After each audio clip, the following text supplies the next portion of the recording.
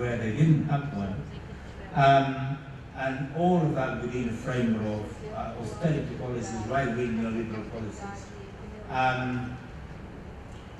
In France, which is an interesting thing, an interesting country, France got tired of Sarkozy, finally, and they decided to elect somebody who should be different, Hollande. And although Hollande is in favor of reactivation of the economy with some Keynesian dimensions to it, what he proposes is by far insufficient compared to what is required in the whole thing. And at the end of the day, when it comes to actually having a policy towards Europe, Hollande agrees with Merkel, and the hegemony of the Germans is the one that prevails, and France goes along with it. And if they sorry to call it like this, if the German and French axis agree on something in Europe, the whole of Europe is going to follow suit, and the whole same policies will continue, and so on. And what we have is a very strong trend in Europe, which has become the norm, by which Central European authorities impose austerity packages against the will of the population, impose governments that they don't want, and actually get rid of governments that the European Union do not want, which have been, many of them, democratically elected. The crucial question here is,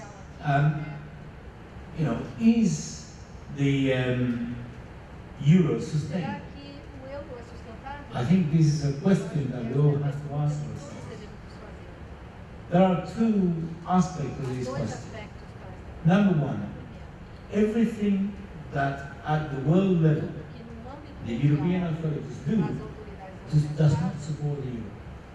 It's absolutely ridiculous. They do nothing to support the euro. Nothing compared to say what the North America, the United States does to support the dollar. The euro was supposed to be an alternative currency to the dollar. It was supposed to actually challenge the hegemony of the dollar. It was actually, developed with that purpose. And ever since, what the European authorities have done is very little regarding strengthening the euro. And this is very disappointing. Put it in sort of more traditional terms. One wishes sometimes that the European Union was a little bit more imperialistic in defending its own currency than actually is at the moment, compared, say, with the United States. And what you have potentially, and this is quite a sort of possibility rather than a prognosis, what you have is the possibility of three big currencies emerging in the world. One is the dollar, which is declining, the euro, which is in a state of uncertainty, and very likely the yuan, which is the Chinese currency, which is going to emerge very strongly as a possibility if other countries begin to distrust so much the dollar and would not contemplate the possibility of having their reserves or anything that they do in euro, then the only other possibility that they have in international terms is logically the yuan. So far, the Chinese authorities have not indicated that this is what they want to do. Nevertheless, what they have indicated is this. The crucial problem in the world economy is the dollar. The crucial difficulty, the dollar cannot be and cannot continue to be, this is what Chinese argue, cannot continue to be the world currency anymore. Therefore, it's got to be replaced by something. The question is, one, what do you replace the dollar with? And secondly, who did you do it with? This is more or less what they argue, which is quite interesting. Okay, I'll deal with Latin America in 5 minutes. What you have is,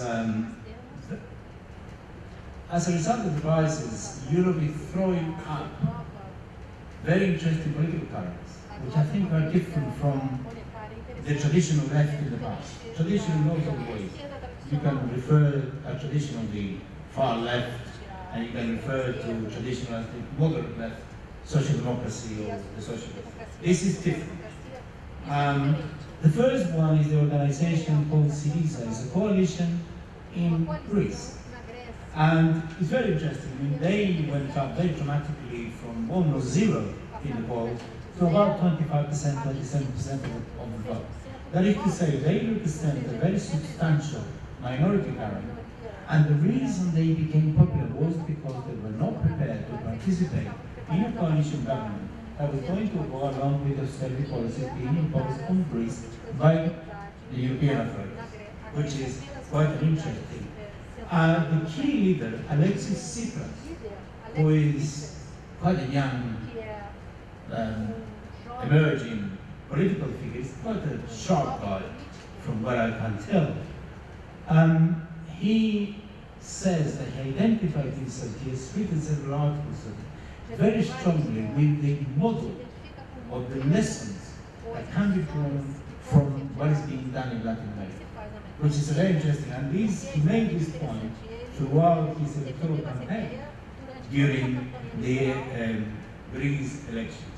In Holland, you have the Dutch Socialist Party, which although it's got 15 deputies, during the election where the right wing won, they became the favorites in the vote. And it's very surprising that people actually did not translate these favoritism in the polls into actual votes. I think potentially they have the possibility of growing quite dramatically. They have already a substantial minority of the vote in Holland itself.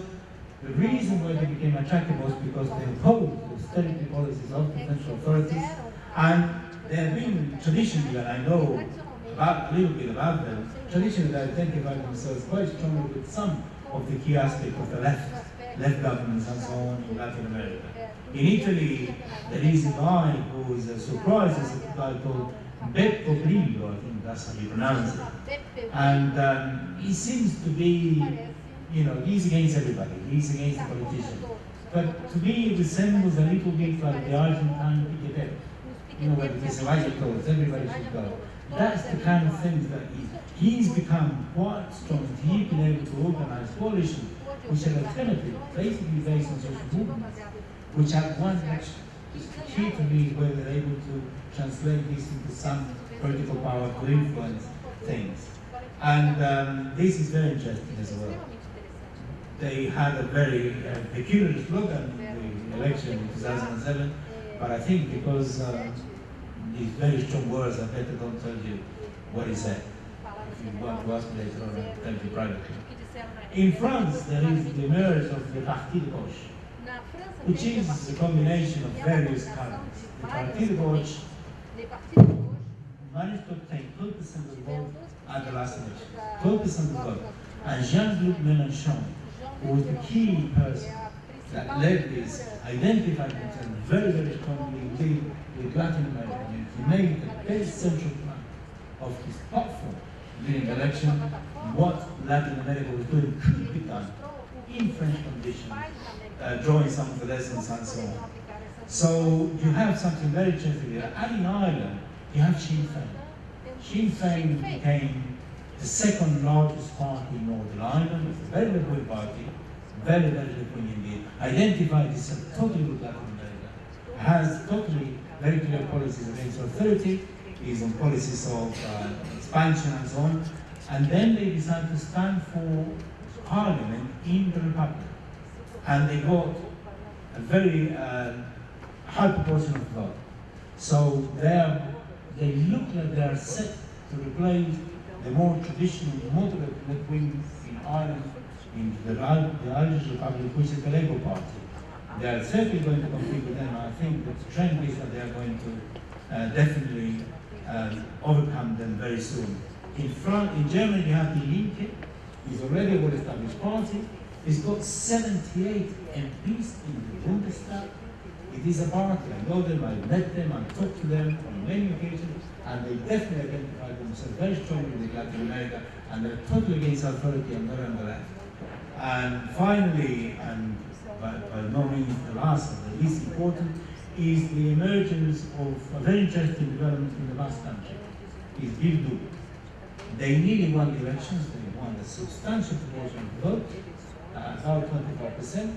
The nationalists, the right-wing nationalists got 34%, so the right-wing nationalists plus then Bildu, which is come from ETA, but they are political rather than a terrorist organization, they got 25%. So altogether, more than 60% actually for something much more radical than what you have in the Basque Country. The Basque Country has got a very high standard of living, it's quite a conservative place. Nevertheless, this is quite surprising. So, the final point I want to make in perhaps 1 minute that I have is this. I do hope these manifestations of political manifestations of the crisis in Europe, I think they amount to something more substantial than just temporary phenomena. The question is exactly how far and where these are going to go. It seems to me that the old political, the right wing can never get an absolute majority anywhere in Europe. They can't do it. Certainly the Tories and the people cannot do it. They get at the best 41%, 42%.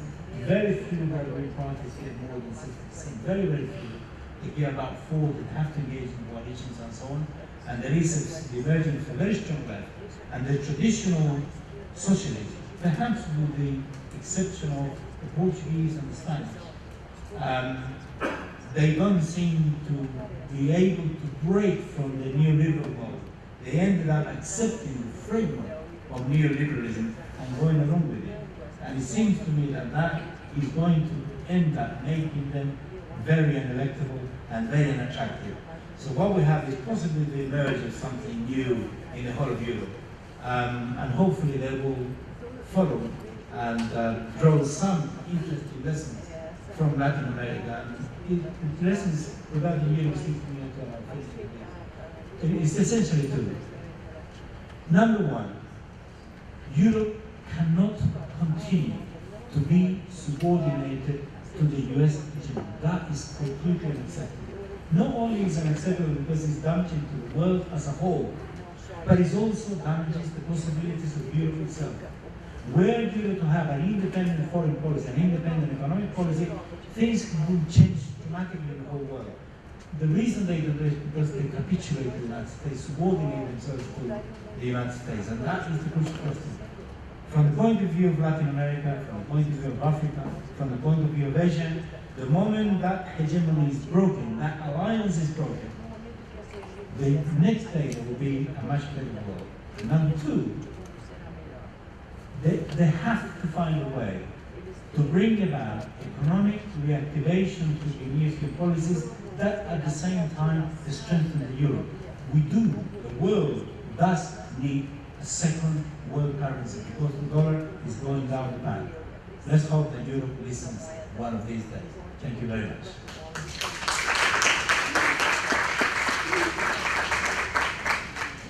O senhor Marcos teve que sair para presidir a Assembleia Geral da ANPOCS, que pediu que eu continuasse coordenando essa aliança, então eu quero agradecer aos três apresentadores e de imediato abrir para perguntas.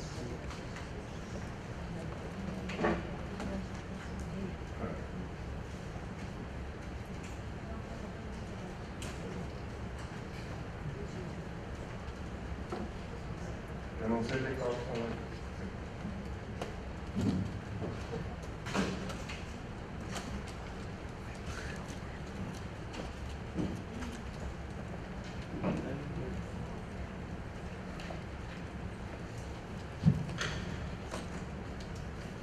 Bom, a minha pergunta...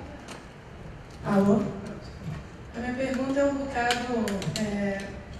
enfim, é sobre o fundamento de uma coisa que eu li na Economista todo dia e achei mais ou menos como se soasse como nonsense, mas talvez tenha algum sentido, não sei. Numa das análises que eles estavam fazendo lá sobre a crise na Europa, falavam que os europeus têm medo da F-word, que é o federalismo. Daí o sujeito lá estava sugerindo que a Europa, para contornar a crise econômica, eles deviam se unir politicamente, ter um governo único e se federalizar, que nem aconteceu com os Estados Unidos. E aí ele falou que antigamente tinha os 3 estados. E o que a mesa acha? Isso é completamente nonsense? Qual que é o debate que vocês estão tendo na Europa sobre federalização? Obrigada.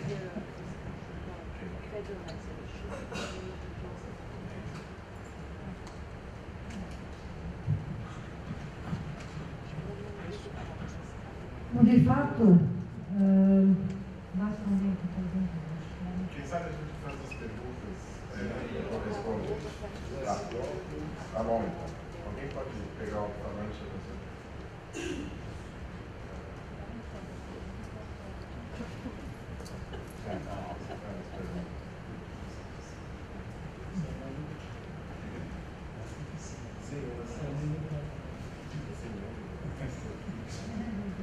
Aló, vou falar em portunhol para que fiquem malucos os tradutores.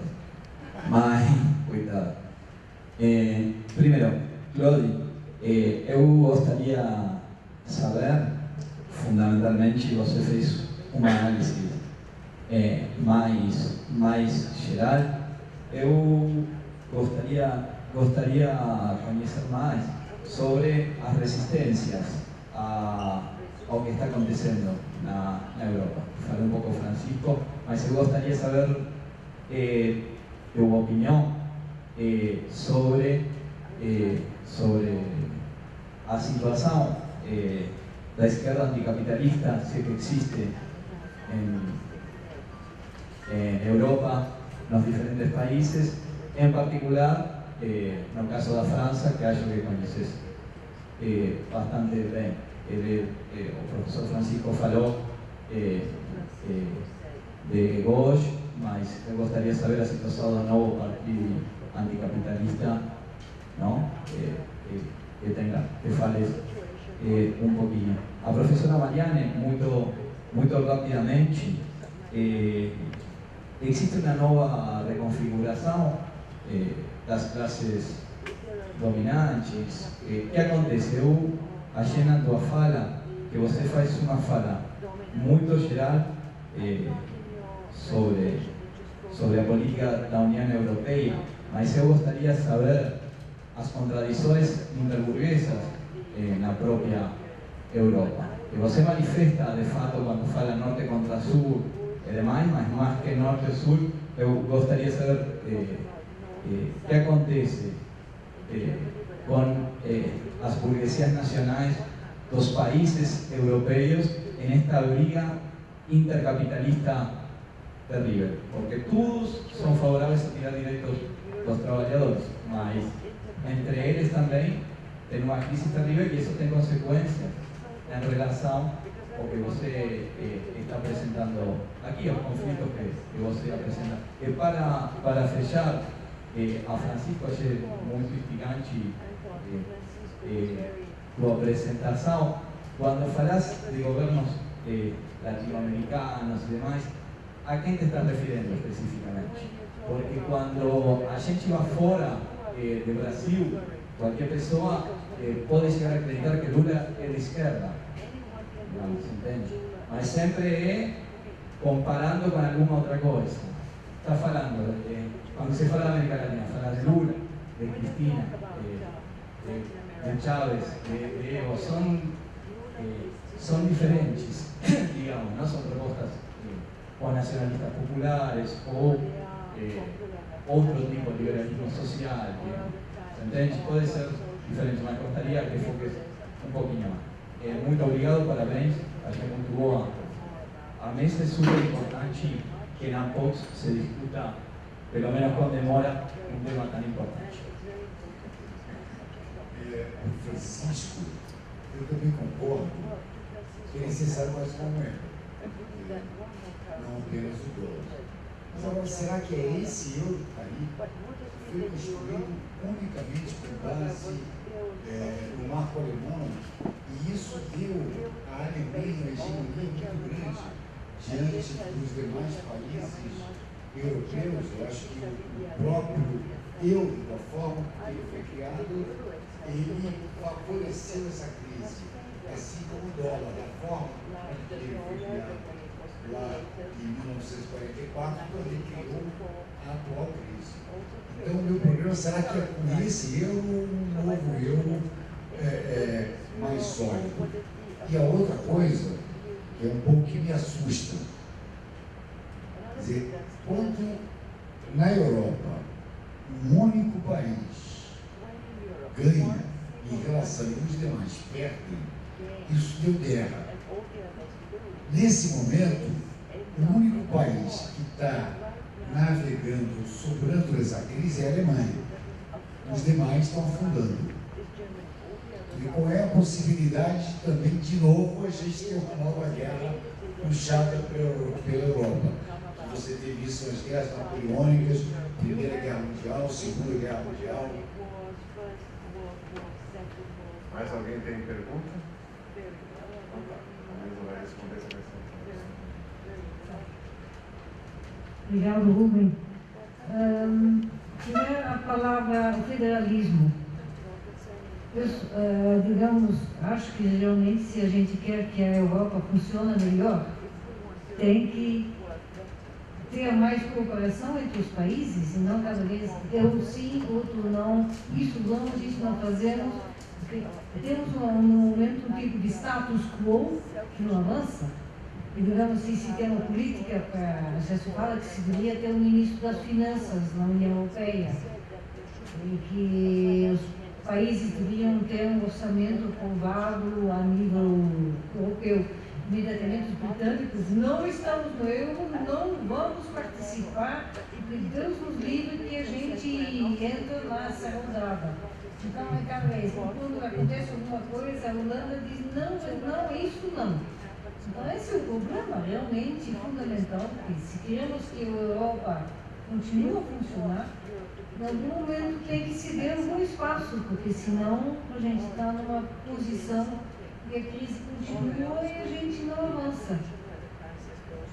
E isso é realmente muito preocupante. Bom, a história dos trabalhadores, de fato, os trabalhadores estão pagando a nota da crise, que se fala com esses termos tão bonitos: vamos flexibilizar o trabalho. Que é muito bonito, mas o uso dessa palavra já indica que a gente vai demitir com mais facilidade as pessoas, especialmente na Holanda, tem certas políticas para trabalhadores deficientes de qualquer coisa. Assim, mas é muito caro, vamos fechar os poucos que estão trabalhando lá. Bom, a gente vai ter que inventar uma outra história, quer dizer, em todos os níveis a gente vê muito complicado. Os jovens, a quantidade de jovens desempregados na Europa, especialmente no Sul, é uma coisa extremamente preocupante. Nunca foram tão qualificados como agora e nunca foi tão difícil encontrar um trabalho. Então, é uma coisa, digamos, as pessoas do futuro, que devem assegurar o futuro da União Europeia. Então, alguns muitos qualificados saem e vão para outros países, os que ficam são menos qualificados, e isso para a economia da União Europeia também não é um bom sinal. Então, a gente tem realmente problemas políticos, sociais, econômicos, financeiros. Estamos assim num círculo vicioso que os líderes, de fato, não parecem não querer solucionar. Cada vez se tem, temos uma solução, sim, mas aí vai ter eleições, o problema é que vamos ter eleições, então até aquele mês não podemos funcionar. E outro país, sim, mas nossas eleições é um pouco mais tarde, então até aquele mês, outro mês já, não nos peçam qualquer coisa porque posso perder eleições. Então, sendo curto prazo, nem o prazo médio, nem o longo prazo, a gente está avançando. Em algum momento vai ter que ter uma decisão, um lado ou outro, porque assim não pode continuar. Mas, lamentavelmente, os líderes que temos, um ainda mais fraco que os outros. Lamentável, exatamente. E não quer tomar, justamente, parece que falta a coragem, para não usar a expressão, vamos tomar decisões, vamos separar os Estados Unidos como assim, vamos criar uma situação de defesa, outras coisas da Europa. E faltam, no segundo espanhol, desculpa a discussão para avançar. Bom.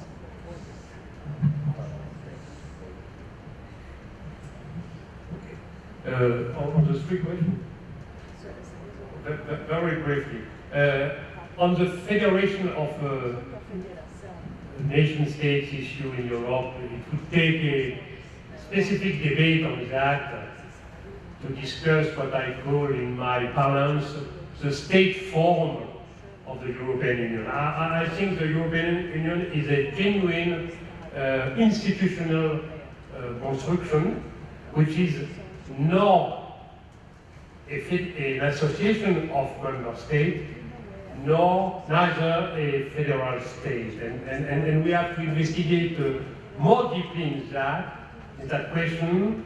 I do not think that in Europe, where nation states began to live and to strive, I do not think that we will see someday, at some point, a federation of nation states, at least in the context of private property capitalist relations. But I do not think either that we are only witnessing a kind of simple interstate organization of Europe. We have to think of Europe, as I said earlier, as a genuine institution. I do not think that it can be compared to Mercosur or NAFTA or so on. I think it's quite misleading. There is a kind of social, economic, political, and also contingent reason that explains the specific configuration of Europe. And of course, including for the Marxist analysis, it's a challenge to analyze what I call the state form of the emerging institution in Europe. On the second question, on the left and perspective, I developed in a very interesting mesa redonda on world capitalist crisis and resistance, the argument that there are probably three streams of resistance, converging or not. The first is a classical worker demonstration, mainly civil servants against austerity. Two, not what I call non-traditional, but often coming from a long origin history, what I call non-traditional movement, self-organization and movement from below, indignados in Spain or in other countries in Europe. And three, what Francisco mentioned, political organization, which I more specifically call on the far left. I mean, I do not confuse between a broad range of anti-mainstream organization, and I think that especially if we look at the Basque country, we have to distinguish between the very, very well established, to some extent pro-bourgeois, independent party, PNP, and the other you mentioned, BILU, which is, in my view, more left-oriented. So we have a kind of radicalization of the spectrum of the political life, and the challenge, in my view, but I cannot extend on that, I discussed this point in Redonda, the challenge is how much and how far the political left wing, which is emerging in Europe, will be able to combine with the movement from below, which is emerging in some European countries. It's a very, very, very large debate. Probably Francisco is more is very aware of. I mean the relation between a self-organization and political classical form of organization. I think that I proposed a question that is very late. Si yo hablo en español, ¿se entiende? Perfecto, pues voy a hablar en español. Voy a ser lo más telegráfico posible. En Europa, la esencia de la lucha no es la lucha por el poder. Lamentablemente hay una izquierda que cree que siempre las condiciones existen para la toma del poder. En Europa lo que está planteado es la lucha por las paces. Pero el eje central, digamos, el eje central, absolutamente central, de la lucha política en Europa es la defensa del estado del bienestar, la defensa del welfare state. Esa es la cuestión clave. El capital en Europa